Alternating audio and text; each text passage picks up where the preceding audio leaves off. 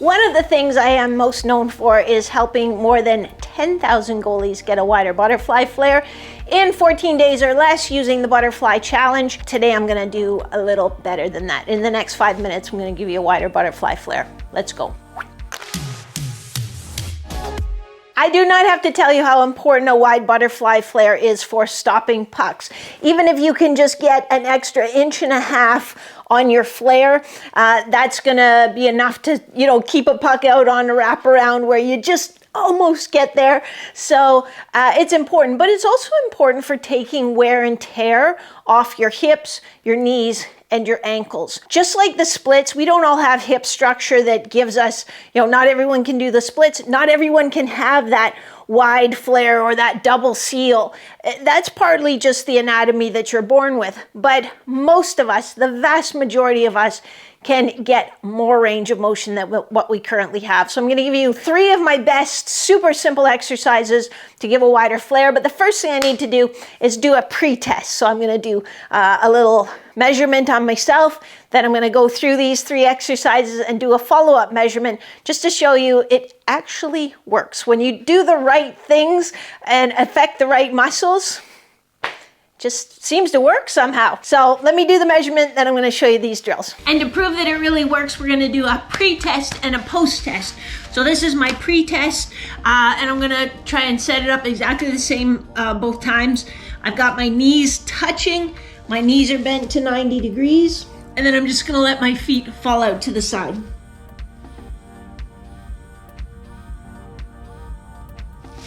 So that's my pre-test. Now let me show you these 3 exercises and let's do a follow-up and see how much more range we get. So what you saw there was about a 90-degree flare, maybe slightly more, which is actually normal. It's normal for us to make about a 90-degree angle with our flare, and typically it's, sort of 45 degrees from the right, 45 degrees from the left. Sometimes you'll be biased a little one way or the other, but about 90 degrees actually is normal. We're gonna try and do a little better than that on the follow-up. We're gonna start with some self-myofascial release of my glutes and my TFL. So we're gonna try to get in there, put some stimulation, some input into our fascia, our muscle, our connective tissue as the starting point in this process. We gotta get on the floor. Am I maybe the only person who sings that? I think it's Backstreet Boys, but it could be NSYNC, forgive me. I think it's Backstreet Boys. I'm gonna go on a limb and say it's Backstreet Boys. Sings that Backstreet Boys song that goes, get down, and move, whenever they get down on the floor. And Backstreet Boys was after my time, but somehow you got to me.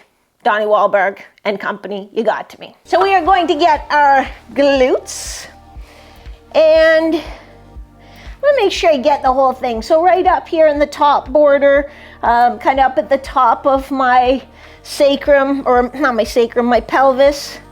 And I'm gonna work my way kind of from my bum crack out towards my hip joint.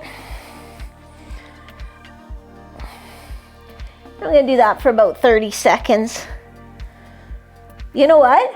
Maybe I'll just do this on one side and then we'll see the difference. That might be a dramatic reveal. Let's do that. Then I'm gonna be crooked. Then on Sunday at hockey, I'm gonna be kicking pucks out with my right leg, and my left leg, not so good. For science, for you guys, I'll do it. So say that's about 30 seconds, then I'm gonna get on my TFL, which does not make for very exciting viewing because you really just kind of sit on it. You don't do all that much. So you know what? Go check the laundry or whatever, make yourself a snack. Come on back in about 30 seconds. All right, so that is 2 self-myofascial release techniques that I am just doing on my right leg. The next exercise we're gonna do, kind of have to do it on both legs to show you, but it's a supine hip internal rotation. So supine means lying face up. That's worth 1 mark on your next kinesiology quiz. And so all I'm gonna do is have my feet just slightly wider than hip width. I'm gonna pinch them in together. I'm gonna hold 1, 2, 3, 4, 5. I'm gonna pull apart. Come back in, hold 1, 2, 3, 4, 5, come back apart. And we're gonna do that 10 times.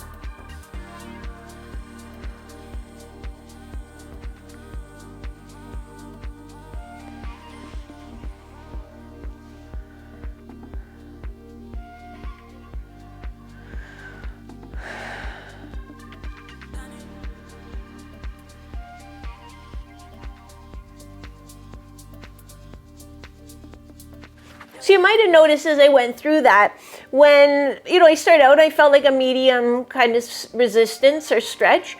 But then as I got maybe 3-4 reps in, it's like, okay, this doesn't really feel like there's any tension there. So I just moved my feet out a little bit and came in until, okay, now I feel that tension in my hips again. I'm not trying to get my feet as wide as I can and then like force my knees in together. That is a really big mistake. Do not do that. But just as it felt like, okay, now I'm not feeling the same amount of tension, you'll get a little bit wider and coax it along that way. But I did 10 repetitions of a 5-second hold. And then the last one we're gonna do is like a little PNF, proprioceptive neuromuscular facilitation, but it's really just like kind of a contract, relax technique to work on active hip internal rotation. For this one, I'm in this half kneeling position with my right hip in hip internal rotation, which means I sort of have my foot flared out to the side.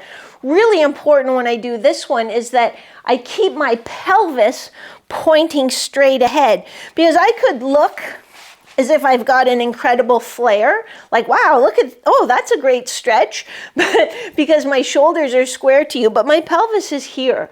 So I'm actually rotating my torso, not getting hip internal rotation. So make sure these two bony prominences, and let's all say it together. Anterior, superior iliac spines are pointing straight ahead the whole time. And what I'm going to do is find a good little stretch, keeping my ASIS pointing straight ahead. And I'm going to hold that stretch for 10 seconds. So 7, 8, 9, 10. Now I'm going to contract. So I'm going to push my foot into the wall. So if the wall wasn't there, I'm trying to do that with my foot. I'm contracting my hip external rotators pretty hard, not as hard as I can, for 5 seconds. Then I'm relaxing, but I'm taking up the slack. And I can do that by moving my knee a little closer to the wall or by turning my pelvis a little bit. Then I'm going to hold again for 10 seconds. 3, 4, 5, 6, 7, 8, 9, 10. Then I'm going to push again. Again, not as hard as you can, maybe like 40% for 5 seconds. Then relax and take up the slack again. I'm not forcing it, just like the other exercise. I'm not using my muscles to crank around and force it. That's not going to work. That's going to make the muscles supporting your joint contract and stop you from getting more range of motion, because they think you've lost your mind and that you're trying to hurt them. So it's just very gentle, just taking up the slack. So I've held that for another 10 seconds. I'm going to push one more time. 1, 2, 3, 4, 5. Relax. Then take up the slack. I'm going to hold that for 10 seconds, and that's going to be it. So I'm doing 10-second hold, 5-second push 3 times, and finishing with a little 10-second hold. Super, super easy.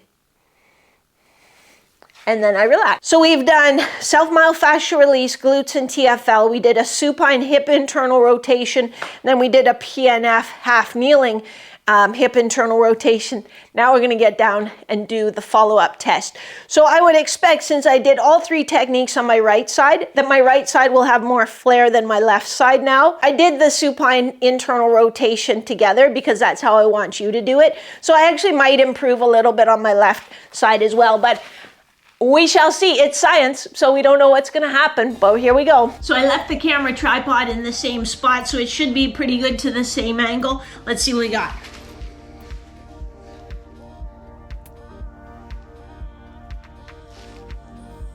Is it better?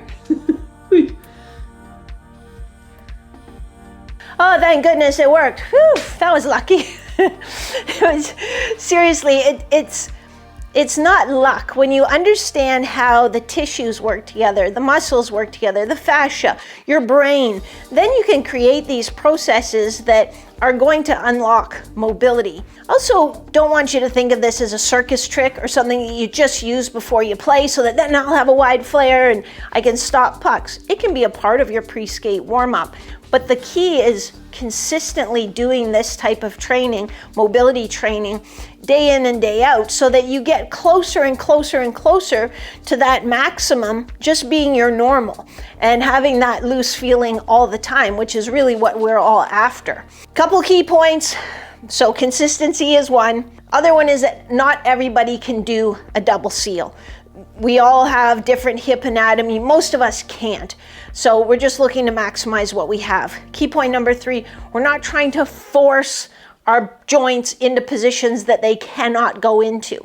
So if I'm feeling pain or I'm just feeling like a block, like there isn't really any sort of spring to it, it's just a block, that's a signal that I'm probably at my limit right now. So there are 3 simple exercises that almost instantly, maybe take you about 5 minutes to get through them, 3 minutes, 5 minutes to get through them all, but instantly unlock more hip internal rotation. And it also proves that when you're targeting the right tissues in the right way, it actually works pretty much every time. So drop a comment below, let me know how much more flair you got. Give me a thumbs up, and I think that's pretty much it. I will catch you next week, same bad time, same bad channel. Don't forget to subscribe. Bye-bye. Forgot to say I love you guys. I love you guys.